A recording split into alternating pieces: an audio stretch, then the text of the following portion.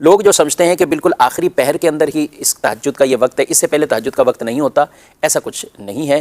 تہجد کی نماز بڑی فضیلتوں والی نماز ہے اور اس کا وقت کوئی خاص متعین نہیں ہے۔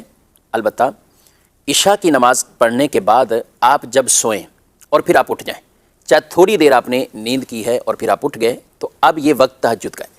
چاہے آپ عشاء کی نماز پڑھنے کے بعد رات 11 بجے اٹھ گئے، 12 بجے اٹھ گئے، یا صبح آپ 3 بجے پڑھ رہے ہیں، تو فجر کا جو وقت شروع ہونے کا وقت ہے، جسے ہم سحری ختم ہونے کا وقت کہتے ہیں، یہ سارا ٹائم پیریڈ گویا کہ اس میں جو بھی نفل نماز آپ پڑھیں گے وہ تہجد کی نماز ہوگی، وہ نفل نماز آپ کی تہجد کی نماز ہوگی۔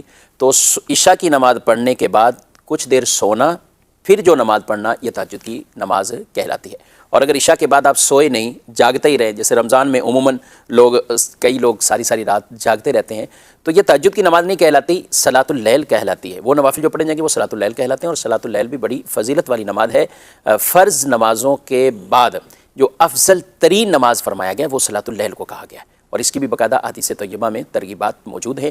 تو جو عشاء پڑھ کے کچھ دیر سوئے پھر اٹھ کر پڑھے گا تو وہ تہجد کہلائے گی، اور بغیر سوئے رات میں جو نوافل پڑھے جائیں گے تو وہ صلاۃ اللیل کہلاتے ہیں۔